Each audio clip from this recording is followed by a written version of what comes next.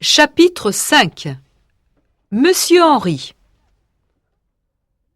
Le lendemain à 7 heures, Caroline, très contente de sa soirée avec Richard, savoure son petit déjeuner en compagnie de ses collègues. Tout à coup, quelqu'un pénètre brutalement dans la cuisine et se met à parler sur un ton provocateur.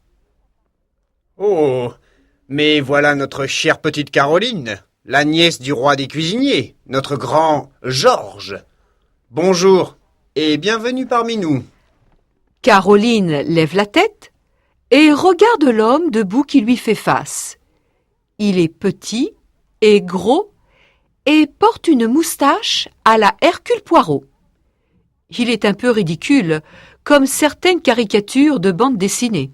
« Bonjour », dit-elle d'une voix douce entre deux gorgées de thé chaud.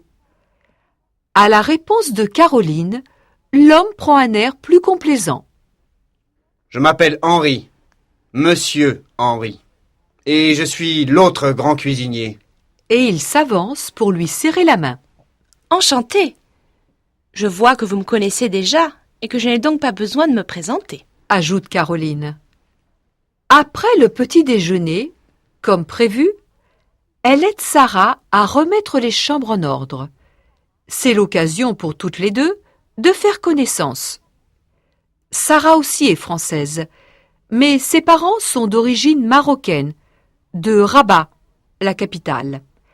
Elle est étudiante et elle a la même ambition que Caroline.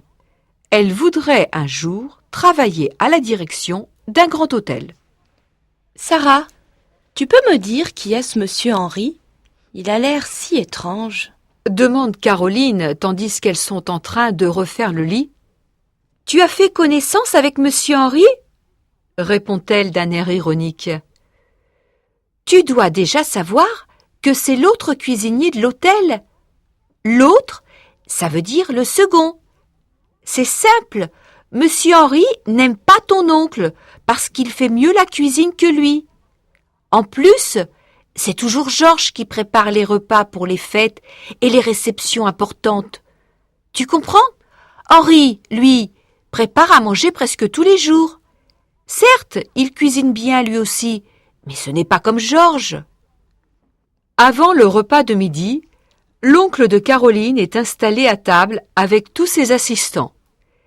Il explique à son équipe les différents détails à régler pour la grande fête du samedi suivant. Cette soirée est en l'honneur d'une femme très riche qui veut fêter son anniversaire. Elle a insisté pour que Georges prépare le repas pour ses invités. Il n'a pas le temps de donner ses dernières recommandations qu'Henri entre comme un fou dans la pièce. « Ordure !» crie-t-il à Georges. « Cette fois encore, c'est toi qui fais la cuisine ? Sois maudit ! Tu vas me le payer, tu entends ?» Tout le monde est étonné par cette réaction brutale. Certes, sa jalousie n'est plus un mystère pour personne depuis longtemps, mais on ne l'a encore jamais vu menacer Georges.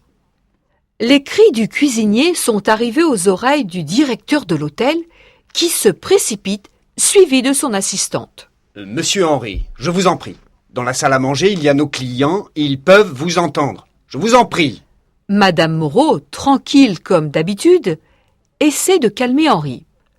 L'oncle de Caroline est triste pour son collègue et personne ne sait plus quoi dire ni quoi faire. Après quelques minutes de discussion à voix basse, l'assistante du directeur réussit à entraîner Henri vers la sortie. Cependant, juste avant de fermer la porte derrière lui, il a le temps d'ajouter, toujours sur le ton de la menace: « Mais tu peux me croire, ça ne va pas s'arrêter là. » Henri vient à peine de fermer la porte qu'un murmure fait place au silence. Pour mettre fin à l'embarras, le directeur ordonne: « Allez, je ne veux plus en entendre parler. Tout le monde au travail. » Lorsque Georges se retrouve seul avec sa nièce, il lui confie sur un ton un peu triste: « Je sais qu'il a été un peu jaloux de moi, mais dernièrement, nos rapports se sont nettement améliorés. Aujourd'hui, il a eu un comportement vraiment incompréhensible. »